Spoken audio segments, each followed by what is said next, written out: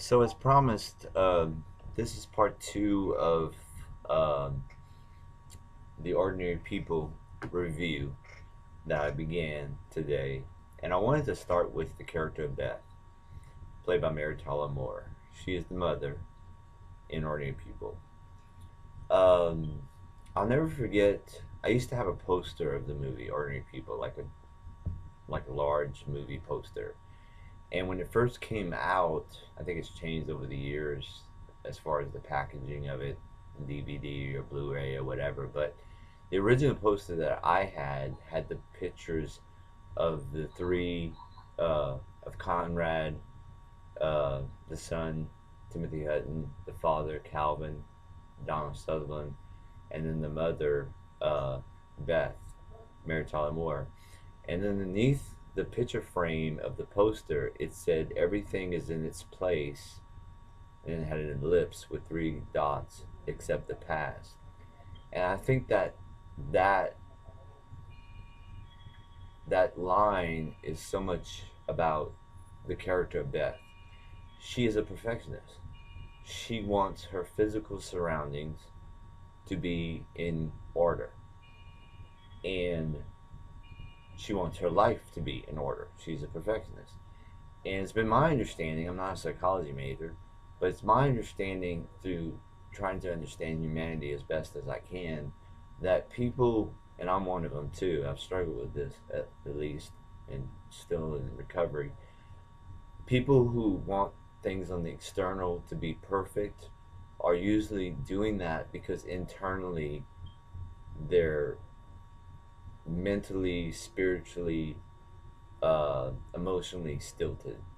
Uh, in other words, not perfect. So they keep their physical surroundings perfect to hide that. So for Beth, losing her oldest son, Bucky, in the boating accident, and I can't say this with total certainty, but I think she loved her son Bucky more than she did Conrad. Maybe not. Maybe she loved him equally. But he was her firstborn, and a lot of mothers have a very special attachment to their firstborn child. So it's possible that she did love him more than Bucky, more than Conrad. But I think it is a definite fact that when Bucky died, it destroyed the perfect world that she was trying to create. And it destroyed it in a way that's like, it's not like a vase fell off a table and that broke. I mean, that would obviously probably send her to the end. but to lose a son is like to lose, I mean, it's just the worst loss.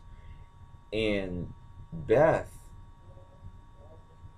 buried her capacity to love, even, and I don't know if she even had it.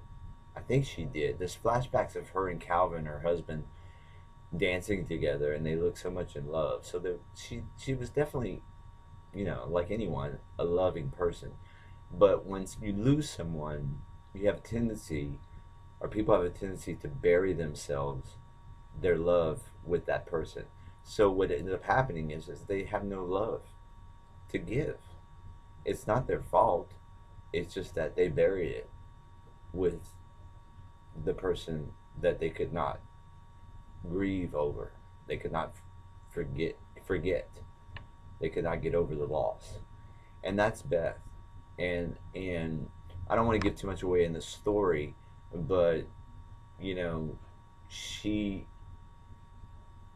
she ends up, how do I say this? She ends up a tragic character. And it's not because the tragedy, well, the tragedy is the accident, but the tragedy of her character is that she doesn't try to change. She doesn't try to get better.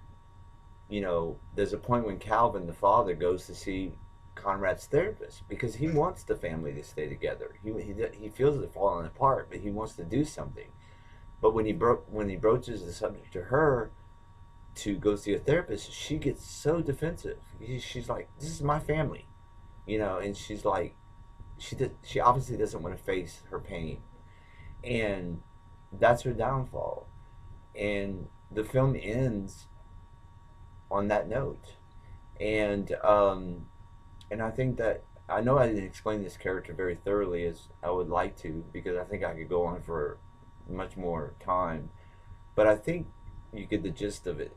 That this was a loving woman who wanted a family and had a family, but something happened that was not perfect, and it destroyed her. It it destroyed her marriage. It destroyed her persona. It destroyed her life. And Ordinary People was done in 1980, and I don't know if anybody's ever thought about doing a sequel, but it certainly ended in a way that a sequel could be afforded. But I would hate to see that happen because sequels are never very good. But I certainly would love to know what happened to her after the film ended. And you'll see what I'm talking about even when you see the film, if you see the film. And I hope you do, because it's a brilliant film, like I've said.